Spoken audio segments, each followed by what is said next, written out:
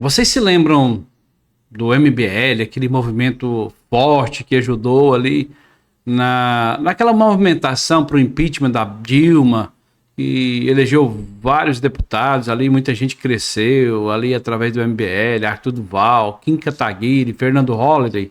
Lembra deles? Pois é.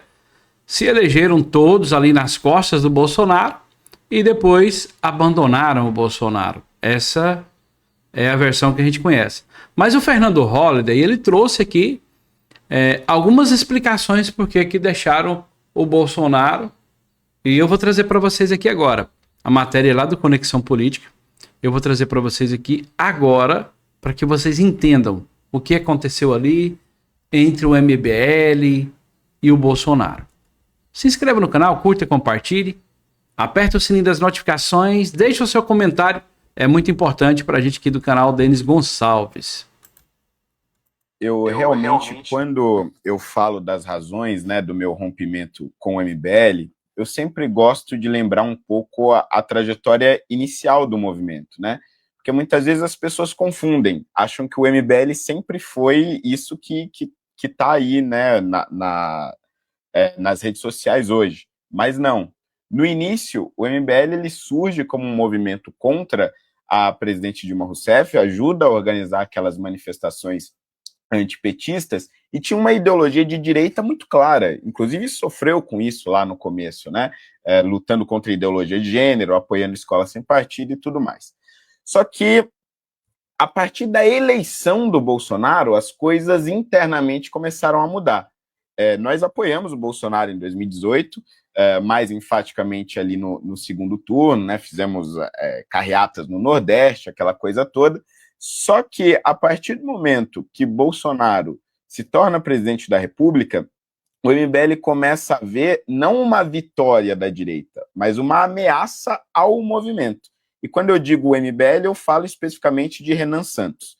Bom, isso vai começar de forma um pouco mais, digamos, discreta.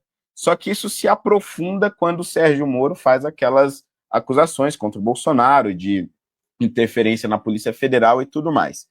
E naquele momento, eu fui um dos críticos mais enfáticos do Bolsonaro, porque eu tomei como verdade a acusação do Moro. Falei, não, se o Moro falou, né, o juiz da Lava Jato, provavelmente, realmente, Bolsonaro interferiu na PF. E aí eu gravei alguns vídeos que até hoje ressuscitam, deu ali até xingando o Bolsonaro.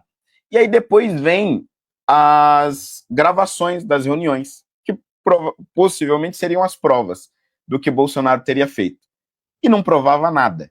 Aliás, provava o exato contrário, que ele não estava interferindo na PF e que era um presidente absolutamente honesto, sofrendo críticas e acusações injustas. E aí, internamente no MBL, eu começo a dizer que a gente precisava voltar atrás e reconhecer que erramos, fomos precipitados e tal. E o MBL se recusa. E isso vai avançando cada vez mais. E aquilo foi me incomodando ao longo dos anos, até que era um incômodo tão grande que eu acabei saindo. Só que eu seria candidato em 2022, candidato a deputado federal. E eu não queria ser mais uma pessoa que, por conta da eleição, vai lá e abraça o Bolsonaro. Já tinha um histórico de diversos oportunistas e eu não queria passar essa impressão, a ideia de que eu só estava revendo os meus posicionamentos por conta da eleição. E aí eu não fui para o PL e não me aproximei naquele momento. Eu realmente, quando eu... Tá aí a explicação do Fernando Holliday, né? A gente agora começa a entender um pouquinho do que foi que aconteceu ali com o MBL, o rompimento, a gente começa a entender.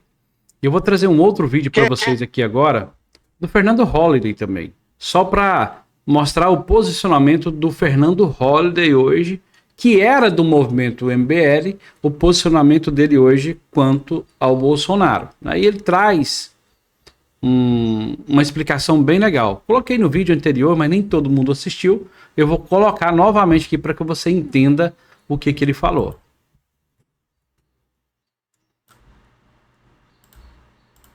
Uma liderança como ele não surge do dia para a noite. Você não vê todo dia em qualquer esquina, não, gente. O que aconteceu com a eleição do Bolsonaro foi algo absolutamente histórico.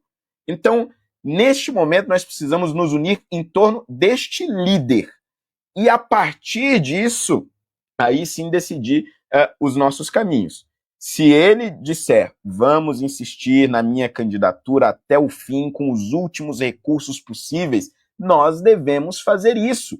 Porque é crucial que a narrativa seja unificada. Agora, se ele considerar melhor, não, vamos seguir com outro nome para que num próximo mandato a gente possa lutar de alguma forma contra esse agigantamento do judiciário para recuperar as nossas liberdades, perfeito, aí sim a gente segue por esse caminho. Mas estas sinalizações de fragmentação agora, eu acho extremamente prejudicial e vergonhosas, né?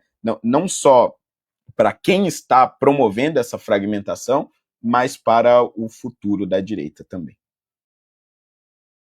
Gostei muito do posicionamento dele, o que ele disse aqui é bem uma realidade, né? É vergonhosa para quem está querendo fazer uma, como diz o outro, vamos falar assim, um motim, dissipar, apartar, fazer uma desunião aí. Parabéns pro Holliday, parabéns. Gostei do posicionamento e eu acredito que se quer vencer o Lula, tem que estar todo mundo junto de um lado só. Não vai adiantar Caiado querendo ir para um lado, o Ratinho para o outro, o Zema para outro, o Tarcísio para outro, Jorginho Melo. Não vai adiantar. Tem que estar todo mundo de um lado só, porque senão a gente vai amargar mais 4 anos da esquerda aí. Essa é a realidade.